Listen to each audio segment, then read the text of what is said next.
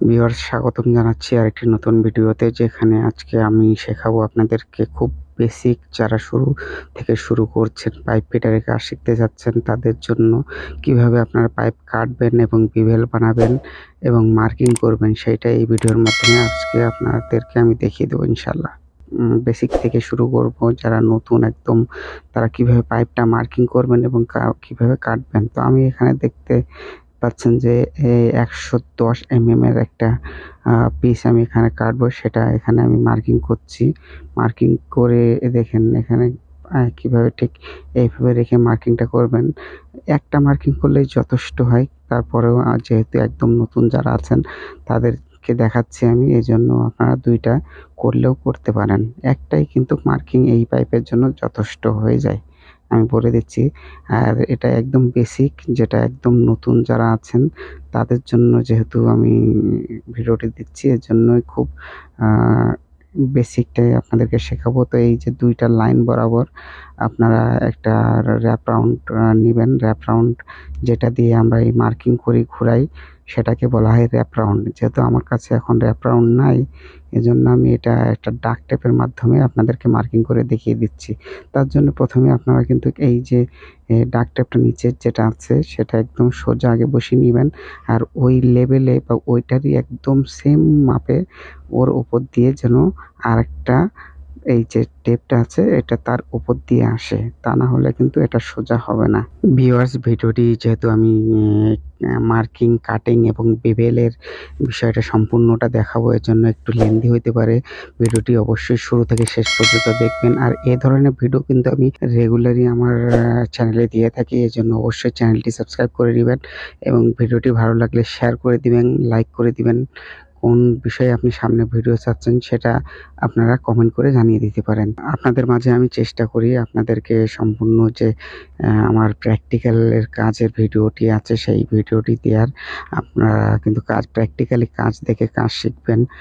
কাজ শিখে যদি কাজ করতে আসেন তাহলে কিন্তু কাজের একটা চাহিদা আছে। আপনারা রেটও বেশি পাবেন, আপনার কাজেরও সম্মান পাবেন। এজন্য অবশ্যই আপনারা কাজ শিখবেন। তাই সে যেই কাজই হোক না কেন, আপনাদের দেখানোর জন্য আমি আরেকটি মার্কিং করছি।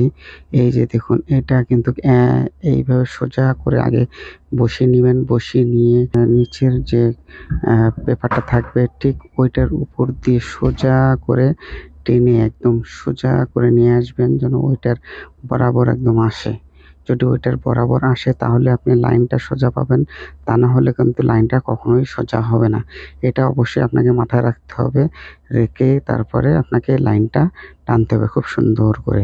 লাইন যদি বেঁকা হয় পাইপও কাটিং বেঁকা হয়ে যাবে এবং পরবর্তীতে আপনার জয়েন্টগুলোও বেঁকা হয়ে যাবে। এটা অবশ্যই মাথায় রেখে কাজটা করতে হবে আপনাকে। আপনারা যখন যারা নতুন আছেন তারা অবশ্যই আরেকজনের হেল্প নিবেন। হেল্প না নিলে একা মার্কিং করতে গেলে হয়তোবা বেঁকাও হয়ে যেতে পারে।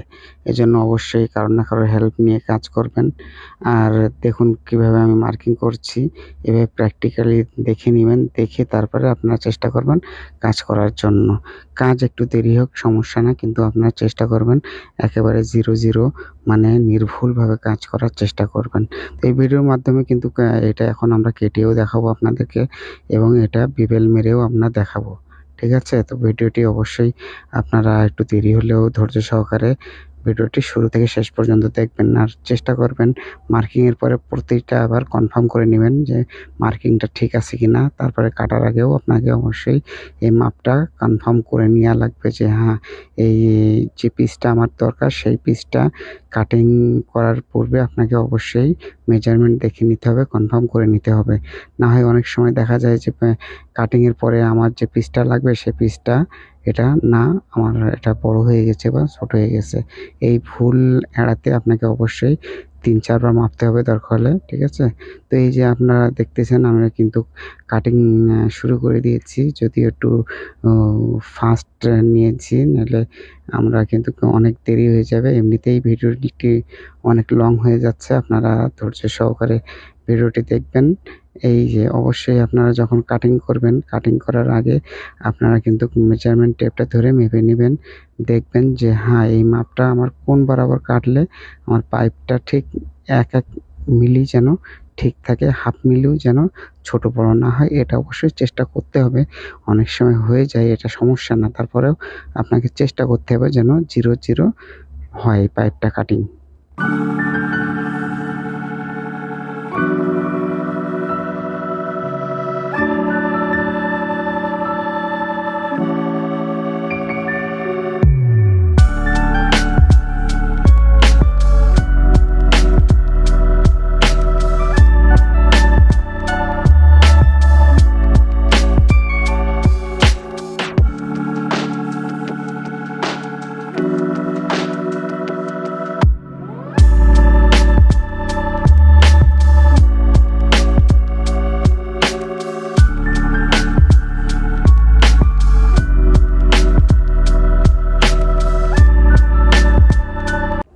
ভিউয়ার্স, এতক্ষণ দেখলেন আমরা কিভাবে পাইপ মার্কিং করলাম এবং কিভাবে পাইপটা কাটলাম।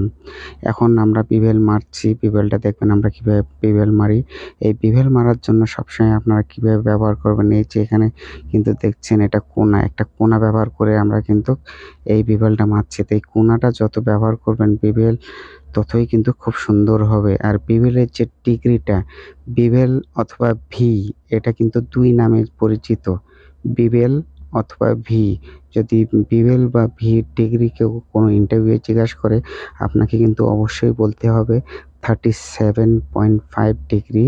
বিভেলের ডিগ্রিটা যেটা হয় সেটা হলো 37.5 ডিগ্রি।